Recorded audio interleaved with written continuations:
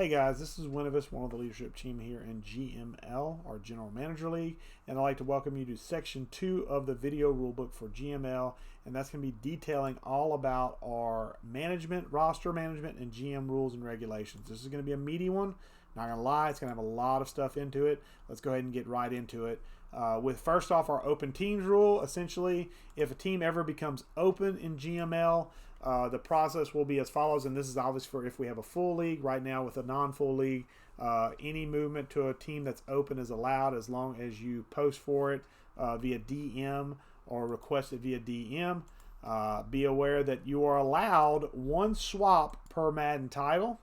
I'm going to bring it up real quick. The second swap you're allowed to one of your favorite teams only. I will be putting out a form probably later this week where I'll ask you to fill it out and put in up to four favorite teams. Obviously, your first favorite should be first on the list, second favorite, so on and so forth. For example, my favorite team, my home team, is the New Orleans Saints. However, I've always had an affinity for the Indianapolis Colts. That was mainly during the Andrew Luck era, so it's a little bit aged now. But the Colts have always been kind of my considered secondary team. So if I were to swap, say, from the Saints to, I don't know, to the Eagles, once I swap to the Eagles, the only swap I can make again in a single Madden cycle would be either to the Colts, which is one of my favorite teams, or back to the Saints. So that kind of lets you have some movement capabilities, but it does restrict how many times you can move in a cycle. I don't see that being a problem in GML, where we're going to be going hopefully 6, 7, 8 cycles in. So hopefully you're going to get kind of locked into your team and really want to stick with them. But if you have that gumption to leave, or if your favorite team comes open, you want to take them over for a new cycle, this is the process we use. Any team swaps must be approved by leadership, so that's going to be approved by myself and the leadership team here in GML. So if you have some strikes against you, or things where we don't think you'd be a good move, or we question some of the moves you've made as far as leaving the team kind of gutted, we may not let you move. We may force you to you made your bed, now lie in it. So do be aware that you posting for a switch does not mean you automatically get it. We will analyze some things. Most of the time we try to give that move allowance where possible, but there might be some times where we restrict it. So just be aware of that when you go to process or ask for a swap of teams. Season start rules. Basically at the start of each season, which as of recording this, we're going to have one of these things come up here within the next 24 to 48 hours. You're going to have to declare an offensive and defensive playbook. Now, I will state for the record, they must be standard stock playbooks. We are not at this time allowing custom playbooks. The main reason for that is custom playbooks do not have a game plan attached to them in most cases, or at the very least it's a flawed game plan, which can cause the CPU to call the same play over and over and over and over again. So to prevent that, we encourage, in fact, we are mandating that it has to be a stock playbook. One of the 32 teams in the league, pick one of them, and that's what you're going to stick with, and you have to stick with it for the entirety of the season. You can make one change to the playbook, to either playbook. So if you play your offensive playbook and you don't like it for whatever reason, you can make a change to your offensive playbook and to your defensive playbook once per season, but the catch is that the new playbook must match what the old one was. For example, I have one in the rule book here. The example I have here is if you go underneath where it shows team schemes, where you would change your schemes in your playbooks, you should see when you choose the playbook, it'll list at the top, it'll say this playbook is based on a, for example, zone run West Coast scheme. That means that if you have that playbook that specifically says it's a zone run West Coast scheme, you have to pick another playbook that has that same tagline if you change playbooks. You cannot wildly change your stuff during the season, and the main reason for that's real simple. You can't really do that in the real world, can you? You have to kind of have, even when you fire a head coach, the interim coach still uses some stuff that's already there because that's what everybody's familiar with. So keep that in mind, that we're going to keep that same structure by saying whatever your playbook says you are, if you change playbooks, you can change playbooks once a season, but it has to be to something that is in that same realm. And we can check this, folks. That's why we're using the stock playbooks. We can check and see if it matches the scheme that you've set. So that way we can go at a real quick glance and go, that's a good change. That's not a good change. You have to make a change to something else. Do be aware, too, that any playbook you choose, you must have your scheme match the playbook selected. So if you've picked a zone run West Coast scheme, your scheme and offense should be West Coast zone run. If it's not, you will be dinked for it. This is, again, something we can go into the game and look and see if you've got that set up. Neon Sports also will show us that. So there's no way to hide this kind of stuff, guys. If you have a playbook with a certain scheme, which all playbooks have a certain scheme, your scheme must fit that. Even if your players don't, your scheme has to fit that. And that's kind of in line with new coach bringing in their philosophy. Hey, sometimes your players that you inherit are not going to always fit that philosophy you have. That's why you move on from them. Maybe via trade, maybe via just cut, maybe just let them go to free agency, whatever. This is to simulate that type of environment. So I hope you understand why we have these particular types of lockdowns in effect. You declare your playbooks. You don't have to declare your schemes, but your schemes must match the playbooks you have. Okay, that's as simple as that. If you have any questions on that part of it, please get with us. We'll be glad to explain this for you. Now the big one. This is one that if you are coming over from WFL, you're probably familiar with at least, and you may not like it in WFL, but this is one I want to pull over for GML to make it to where it's still, you have to make some choices around your personnel. It's an idea we've had in the WFL for a very long time. Probably came out around 2017, 2016 when we first implemented WFL 2.0, now 3.0. But 50% rule is very simple. I say it's very simple, but most people do have issues with it. And everybody, some of you are veterans. The new folks, please ask. I will try my best to explain it to you on a piece-by-piece basis. But essentially the way it works is for every player that is entering the last year of a multi-year contract, they get put on a list. Okay? It is the last year of a multi-year deal. So meaning if they signed a 3-year contract, they're in year 3 of a 3-year contract. If they're in year 2 of a 3-year contract, they don't get on the list. If they're a 1-year player, meaning they have signed a 1-year contract, they're never on the list. Only players that are the last year of a multi-year contract will ever be on this 50% list. We will have a spreadsheet that will be generated for every team that will show every team's 50% list. If you trade players on this 50% list, you will lose players to that other team. If you gain players in return that are 50% players, they will get added to your list. So your list can fluctuate based on trades you make during the season. Be aware of that.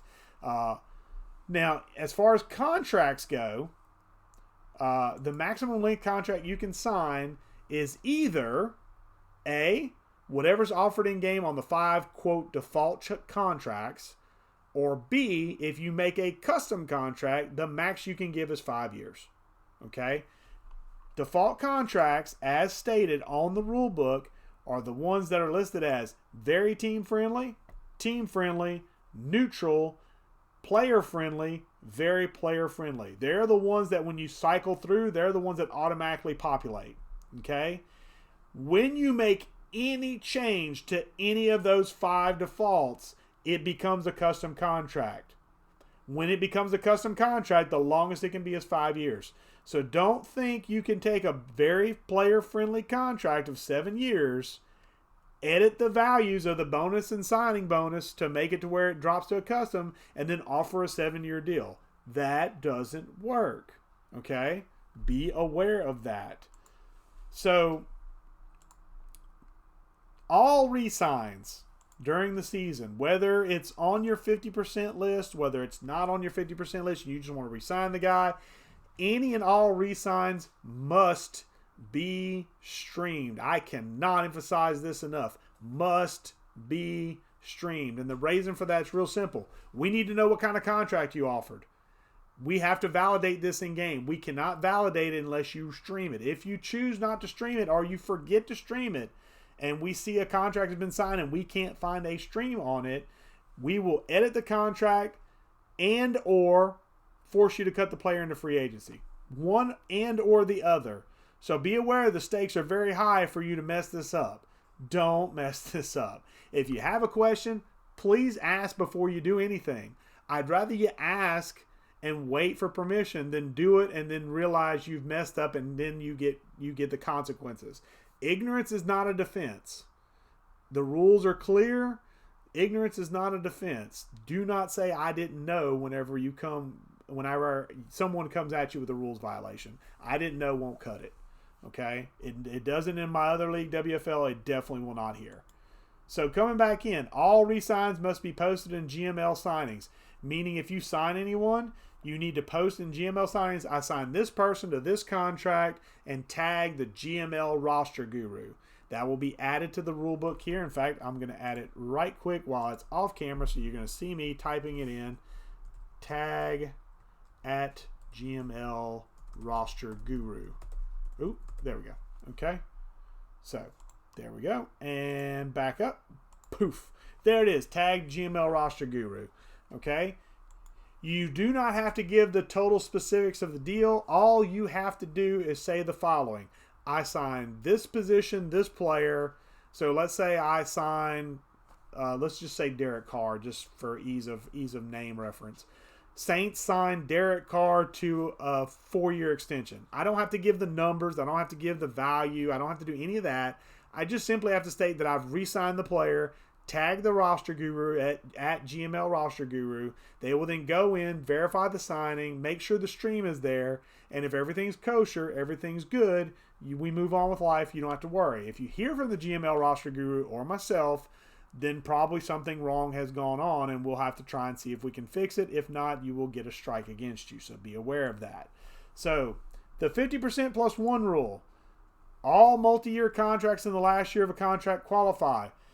50% of those players can be signed at the rules above, meaning that all the rules I just stated above about very player-friendly, default contract, or neutral contracts, custom contracts, whatever, all of that can pertain to 50% of the players on your 50% list. So back to the 50% list once again. That means that it's always rounded down. So that means that if you have 9 contracts, this is the example straight from the rule book. If you have 9 contracts, the most you can sign is 4. Because 9, if you divide that by 2, that is 4.5. We do not round up. We round down. So if you have 9 players that are on your 50% list, 4 of them you can re-sign. Now, does that mean that if you will have 9 players on your 50% list, you can only sign 4 players? No. But from that list of 9, you can sign 4. This is something that always comes up in WFL, and I'm hoping I can try and nip it here. If a player that you wish to re-sign is not on your 50% list, and you didn't trade for the player, you can re-sign them as you see fit. Okay, if they're not on your 50% list and you didn't trade for the player, then they should have been added to your 50% list. If this player is there or like on a 1-year deal and you want to sign them to a long-term contract and they're not on your 50% list, they don't count to your 50%. So you can sign more than, in the example in the rule book, it says 9 players, 4 re-signs. That's on the 50% list. If there are players not on your 50% list, sign them. You can sign 10 players, but the restriction on the 50% list is just those 50% of players. You can sign 50% of them. So that 50% list, you will know what that 50% list is. Every week or two, we will go through and we will update based on your posts or using Madden transactions, whichever one is available.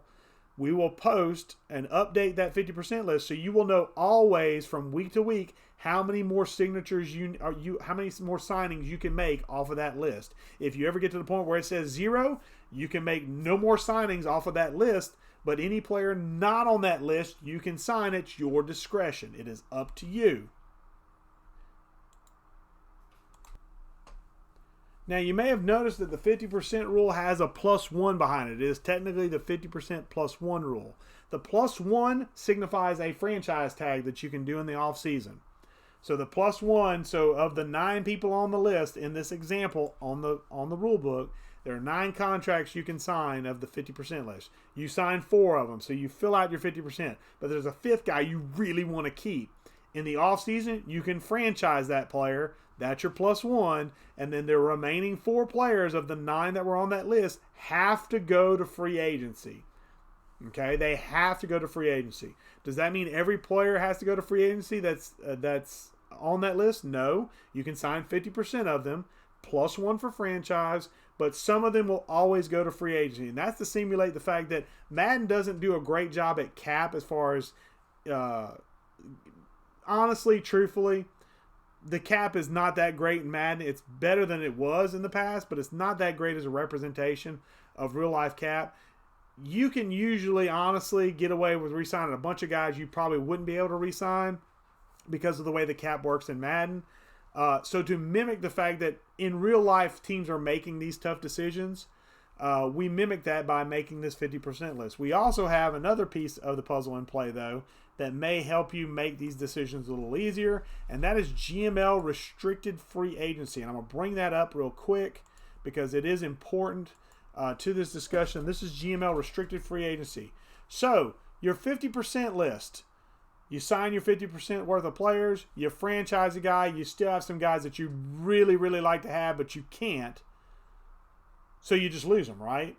Well, in Madden, yeah. But in GML, we have a system called restricted free agency. Every player is a restricted free agent in our system. We don't distinguish like in real life. There's differences between restricted free agents, unrestricted free agents, so on and so forth. We don't make that distinction. We cover everybody as a restricted free agent in our system. And what we do is we assign them a point value. And that point value is based on their Neon Sports trade value at the start of the season for that player. So if a player is worth, say, 1,700 trade value, we take that number, we divide it by 100, and that's the value you get in off-season regimen points, ORPs, that you can spend to improve players that are still on your team. So say you have a player that is about 1,700 value in Neon Sports for trade value. He's worth 17 ORP points if you let him walk in free agency and he signs with another team. That's the key caveat. He has to sign with another team to get credit for those 17 points that he was worth in Neon Sports the previous year. This is a system we use in WFL to decent effect. It's a system I think will work really well in GML, especially with a lot of CPU teams, where essentially you can let players go that are on that 50% list that you may have considered signing. Maybe you let them walk to another team, take those ORP, off-season regimen points, and use those to improve a player that you just drafted, like a rookie you just picked up that you really like. You can devote more ORP points to that player using the points you got for losing that player to free agency. It's kind of our workaround for not having compensatory draft picks in franchise mode or having a realistic restricted free agency system as a whole in Madden. So this is our workaround for it. It seems to work pretty well in WFL. I think it'll work great in GML. If you have any questions on this particular system, please feel free to ask. I'll be glad to try and explain it out. It's pretty much well explained right here as far as the breakdown of it.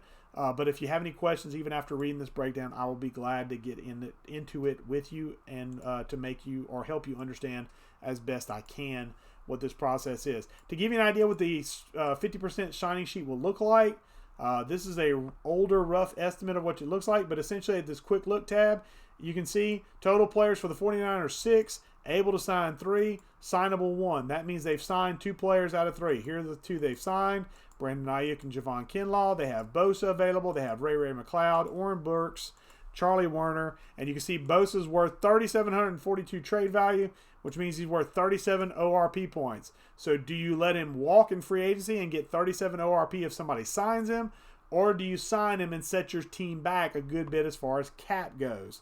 Those are the decisions that you kind of have to make And that's what kind of gives you the counterbalance between what is a good GM, what's a great GM.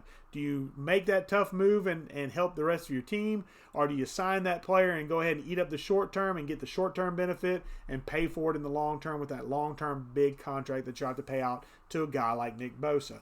That's the pros and cons you have to weigh out. And hopefully this can help mimic those choices and make it a little easier to not always say, yeah, I've just got to sign that player. Now you can actually have some, well, if I let Bosa walk, that really, really hurts because he's a really good player. But I also get 37 points that I can use to spend to improve a bunch of defensive players. None of them will be as good as Bosa, but I now have more depth across the line, depth across the linebackers. So I take away one big piece to make a bunch of better little pieces that may not add up to Bosa, but will help alleviate the loss of Bosa to another team in free agency. So that's kind of the idea behind the ORP and the RFA mentality that we have, and the 50% list also. As we go on, let me close this sign-in sheet real quick. Restructuring contracts.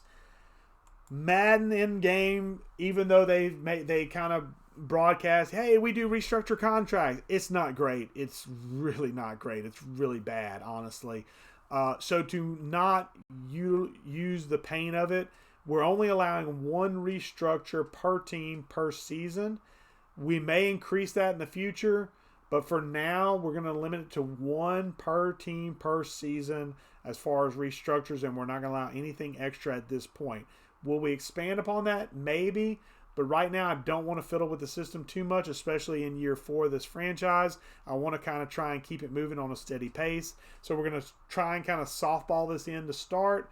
And if we see it's okay, we might increase it further. But for now, just be aware of one restructure per team per season, okay? So do be aware of that. Auto sub settings. These are things that should be in your auto subs. That's going to be under the manage roster or settings aspect of your game. I will probably have to do a video on this at some point that I will attach to this video rulebook. And if so, I will show you how to set those inside a franchise. But auto sub settings, there's no minimum on quarterbacks, halfback. The minimum sub out setting is 80. Fullback, no minimum. Wide receiver, 78 sub out minimum. Everything else is going to be 74 sub out, and that is the sub out function.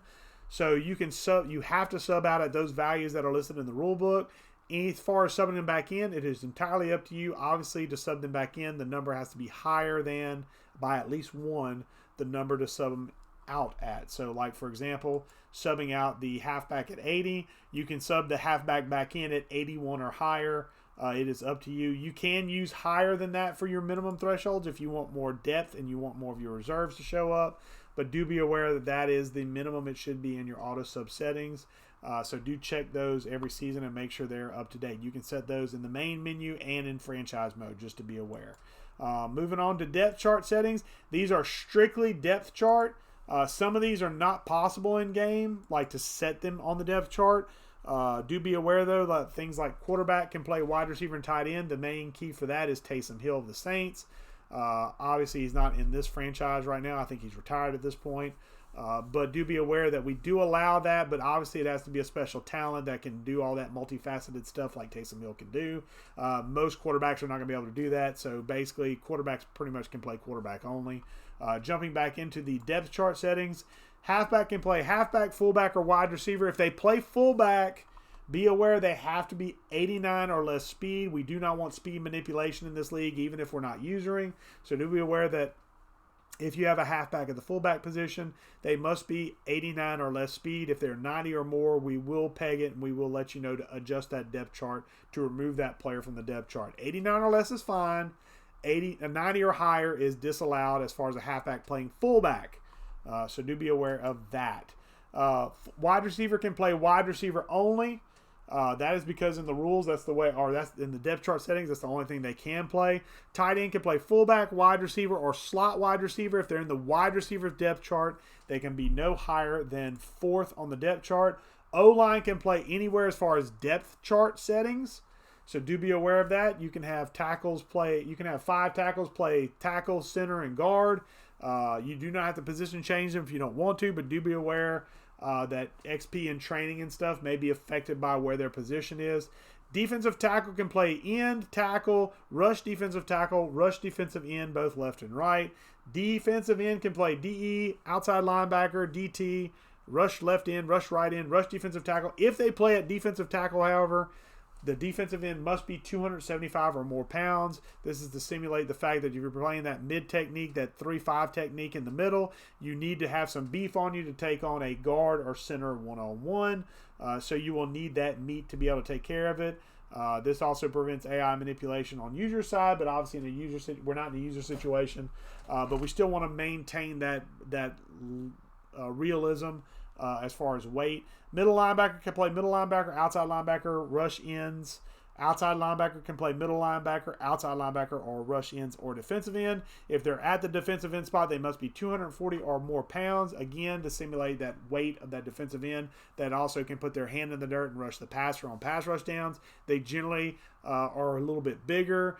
This is actually a little bit low in my opinion, but I want to make it a little bit more accessible for more players, so 240 is fine for us. Cornerback can play cornerback, free safety, strong safety, slot corner, no restrictions. Free safety and strong safety can flip or play cornerback or slot cornerback. Position change requirements. I am working, let me come back on camera. I am currently working on a form list to where you can fill out a form so we can keep better track of these position changes. Right now it's just being posted in the position changes channel on our Discord. However, I will add a form to that process at some point, so do be aware of that. The position change form should be finished, I believe, sometime. Hopefully by the time you see this video, they should be finished. Everything that's the form is requiring, though, is going to be here. And it's mainly for our posterity. I'm not going to read through these, but essentially know that make official changes to these positions, you have to meet all of these requirements, whether they're minimums or maximums. So if you miss out on, say, if you're short, medium, and deep route for halfback, or all, if even one of them is over 69 overall, then that dinks you from being able to change to a halfback. So just be aware of that. The forms will prevent you from changing or prevent you from filling out the form if there's any issues. So do be aware of that. The one thing I do want to say, which is a little bit different from our other league, the WFL, is if you wish to change between free safety and strong safety, you can swap with no need to fill out a form. So if you have a free safety that you want to move to strong safety or vice versa, you do not need a form in GML to fill out for a free safety to strong safety swap. For those of you that are used to WFL and having to do that, that's going to be a little bit of a culture shock to you. But in GML, free safety to strong safety is a free swap like you're swapping sides. I will also state for the record too, which is not in the rule book, but I'll state it here and I will add it to the rule book before, actually I'll add it right here as I'm trying to chit chat here. Swapping sides is not an issue. In other words, which I'm going to hit enter here. Switching from left to right at a position needs no form. So in other words, for example, if you are a left guard and you want to swap him to right guard, you do not have to fill out a form for that. You do have to post that you're doing it, but you don't need a form, okay? If you're switching a left end to a right end, no form. If you're switching a left outside linebacker to a right outside linebacker, any position that has a left-right component, if you're swapping sides, no form. You do not need a form. The only time you need a form is if you're physically changing a position from one to another. If you're changing an outside linebacker to a middle linebacker, form is needed. The only exception to that is going to be the free safety to strong safety. If you're going from free to strong or strong to free, we are treating that as a left-right movement. So you don't need a form, but you do need to post that's your intent. All changes are made by users in game once they're approved. Essentially, once you post in the position change form that you have made the change, you will have had to have filled out a form. So be sure you have the form filled out. We will check the forms to make sure it's been filled out. If it's been filled out, then the form basically okays that you can do this. We'll give it the thumbs up. You can make the change in game. That's it. There's not a whole lot of complexities to this. I hope it's pretty understandable, but that's going to be our position change process as we move into Season 4. It's going to take a little bit of WFL, but not as complex as WFL. but we still will have some sort of communication around it. There's going to be a lot more communication as we get to moving into season 4 in GML, and hopefully you guys that have been here will kind of jump on board with that and be like, it'll be like it was in WFL, those of you that are experienced with me in WFL. As we move on, again, switching from left to right up position needs to form. I'm going to go ahead and take free safety to strong safety. Free safety to strong safety also needs free safety to strong safety, or strong safety to free safety needs no form. There we go. Okay, so I'm going to erase this one right here, change this up. So you're getting to see me kind of edit stuff on the fly here. Normally I don't like to do this while I'm recording an actual video rule book, but I want you to see this is a work in progress. Again, second day on the job. So just want to emphasize that. Trades. 3 trades are allowed per season. The season starts in the off season and extends to the trade deadline. Blockbuster deals are any player or any a trade that involves a player or a pick with 2,000 or more trade value according to Neon Sports. That is one single item. If you have a group of players that add up to more than 2,000, that's not what we're talking about here. We're talking about one single player or one single pick that is worth 2,000 or more in Neon Sports for trade value. If you attempt to trade this, it is considered a blockbuster trade.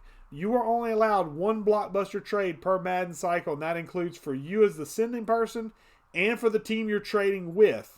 So be very aware that if you've already gotten a blockbuster deal from another team, you are not allowed to get one from a third team or give to a third team. Once you've given or taken a blockbuster deal, you are prohibited from taking one the rest of the Madden cycle. We may change that for GML. Those are the rules for WFL. But for right now, as it stands, one per cycle per user, and it travels with you. So if you swap teams, you still got that blockbuster trade albatross around your neck. So do be aware of that as we move into the new Season 4 setup. If you are trading draft picks only, they don't count towards your 3 trade limit. Now, as of this point, we do not allow draft day trades, and the main reason for that is normally the people that are approving that are also doing draft stuff. That may change for GML. We'll have to have some talks about it because, again, second day on the job, I'm kind of learning on the fly here. My old mentality is no trading during the draft, but I understand that's part of the real-life aspect. Even in my other league, I understand that. But realistically, asking someone who's part of leadership to approve a trade while they're also focused on their own draft stuff is unrealistic and unfair to them. So that's why there's no trading allowed during the draft. But if you trade picks during the season, that doesn't count toward your 3 trade limit. So do be aware if you're trading picks for picks, even if it's just before the draft when we do allow trades to happen. If you're trading picks for picks, it doesn't count as a trade. Only players for picks or players for players count as specific trades in game for us for this league. So do be aware of that. 3 trades max, no extras.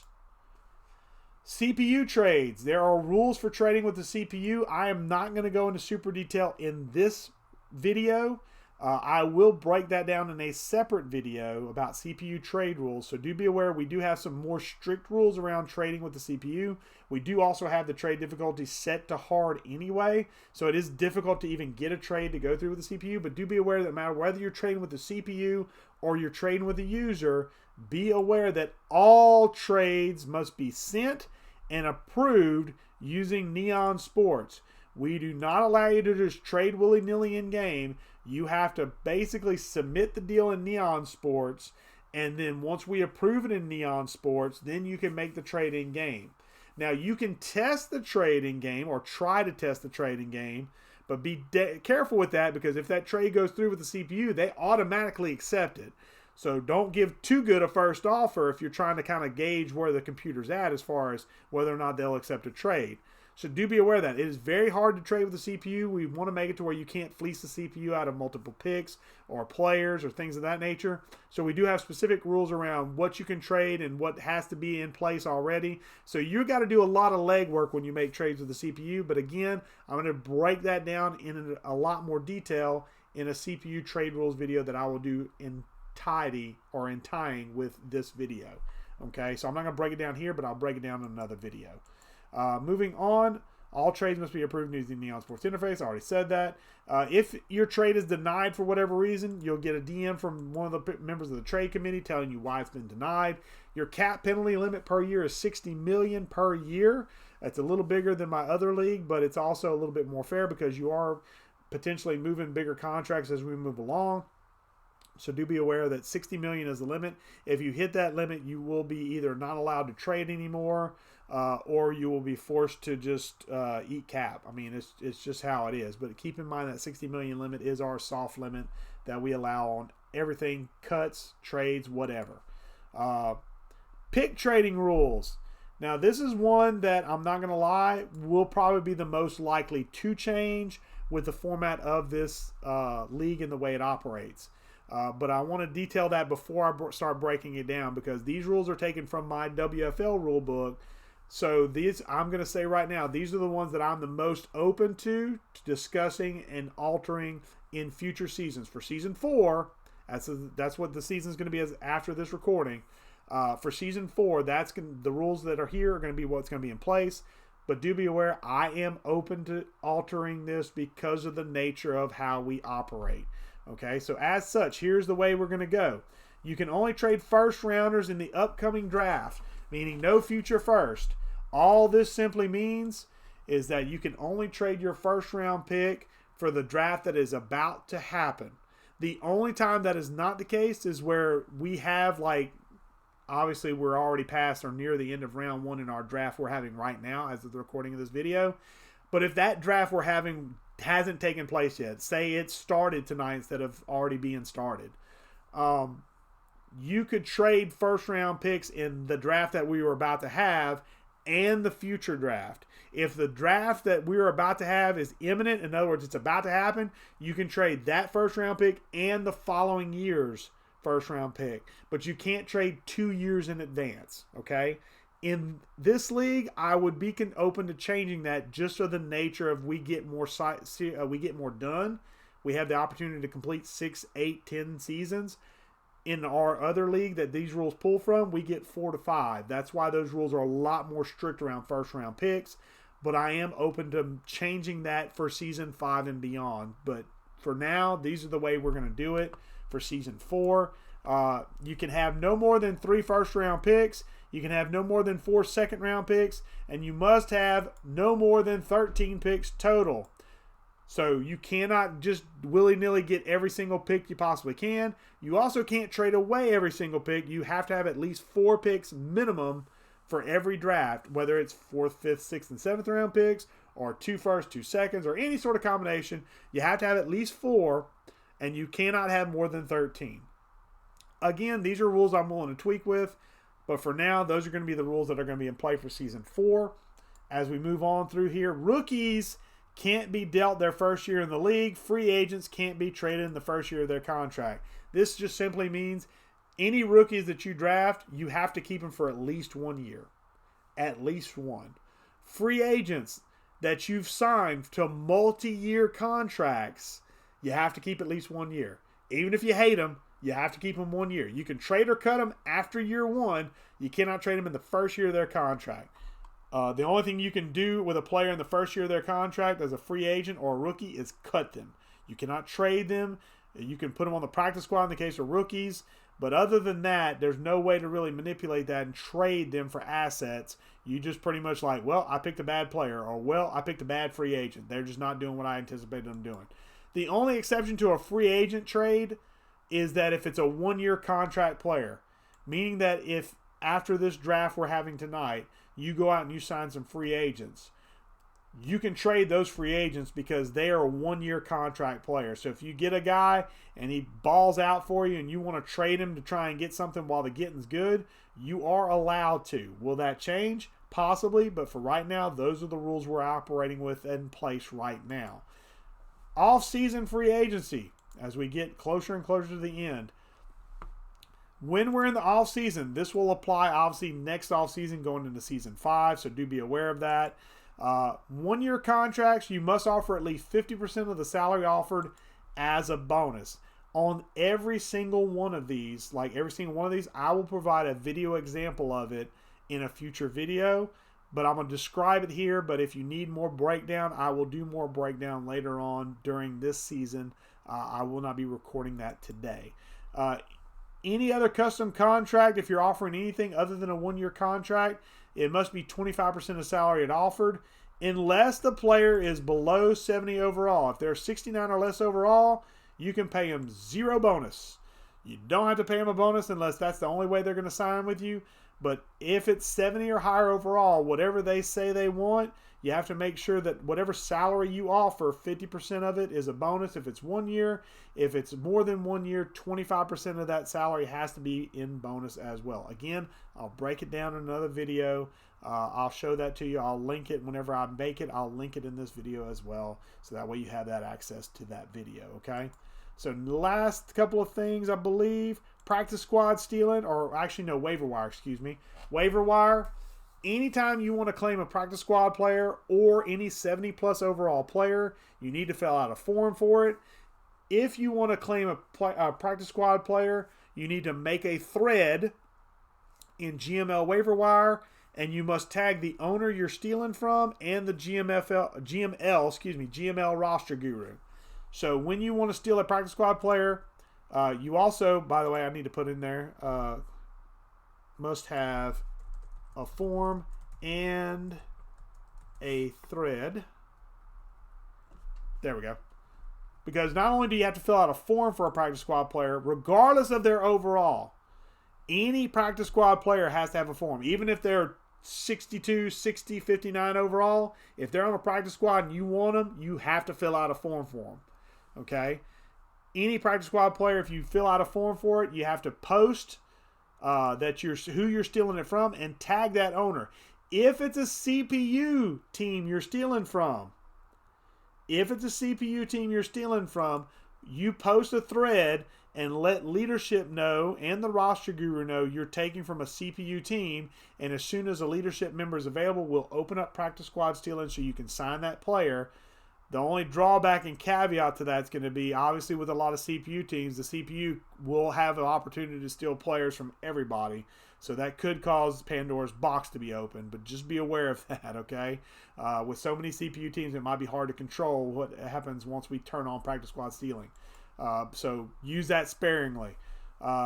Every week, we're going to announce in waiver claims, claimed players. Waiver wire is going to be done at the start of the season. It's going to be done by draft order from the previous draft. I will get the draft order from Neon Sports once we finalize the draft. I do not have that right now, but I will.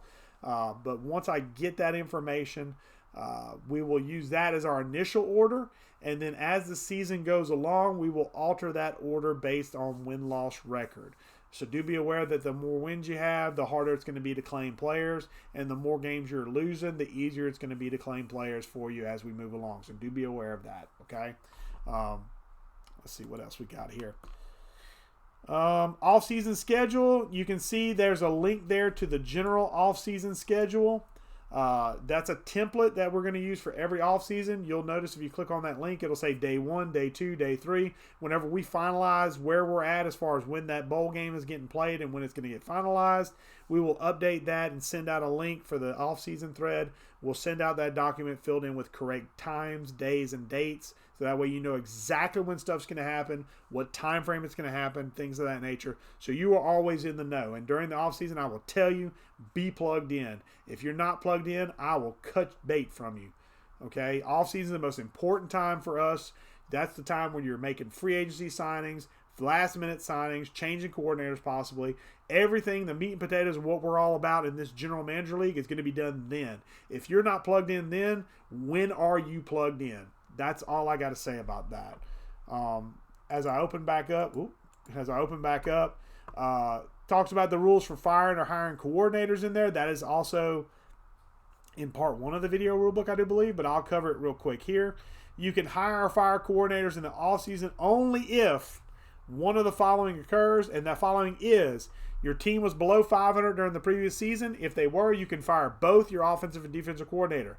If you finished in the bottom 10 of either offense or defense, you can fire the coordinator that was in the bottom 10. So meaning if you had a bottom 10 offense, you can fire the offensive coordinator. If you had a bottom 10 defense, you can fire the defensive coordinator. Even if you went 16-1, if you had a bottom 10 defense or a bottom 10 offense, you can fire your offensive defense and or defensive coordinator. They must be in the bottom 10. Team offense, team defense. We can look at that on Neon Sports, guys. Okay, we can check that stuff. If you are below 500, though, you can fire both of your coordinators and hire new ones. So that is your discretion as to whether or not you want to do that. The other things I see there, which again are going to be more in-depth, detailed videos, because this one's already at 45 minutes and counting. I'm trying to keep it as short as possible, but this is as short as I can get it.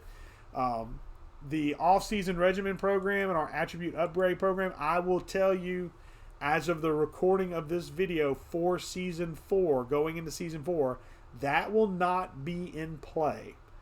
We are not ready for that yet. And I'm sorry to those of you that are kind of leaning on it, maybe expecting it. We don't have the infrastructure right now in place to be able to do that. We legitimately do not. We're still kind of trying to get the foundation in place here. Once we get the foundation in place, which will hopefully happen this season, for Season 5, we will work on that. So I will make videos on breakdowns of how that process works and what that process entails. But they will be in the future, and they will not be covered in this video, and it will not be for Season 4. So I'm sorry to disappoint you if you were leaning on that. We don't have the means in place right now to take care of that. When we get them in place, we'll be glad to do it, and I'll be glad to make those videos. But until then, we just can't do it. Just legitimately cannot. But I want to prep you for it for future off seasons to get you in that mode, because ORP is going to be introduced this season. So therefore, with introducing ORP, we need to introduce these other things that you can spend those ORP on in the future off season. Okay, so with that, that is the end of section 2 of the video rulebook. I'm sorry it went so long. I tried to shorten it up as much as I could, but there's a lot of robust details that are in this particular portion. I did warn you it was going to be a meaty video. If you have any questions on any of this, please feel free to reach out to a member of leadership or myself. I'll be glad to sit down and break down whatever I need to break down with you. I just need to know what you need help with, and I'll do my best to kind of explain it and get you on the right foot. Again, I'm Winuvas, one of the leadership team here in GML. I appreciate your time with this, especially with this one. This is a long video. Thank you very much for watching. I always appreciate any and all views we get. I hope that we can make GML a successful league. I think we're laying the foundation now to make this league successful, and we need your help to make it, to take it to that next level. I hope that you'll be here with us on the journey. Thank you very much again for your time. Again, I'm Winuvas, one of the leadership team here in GML. Let's just keep rocking, guys.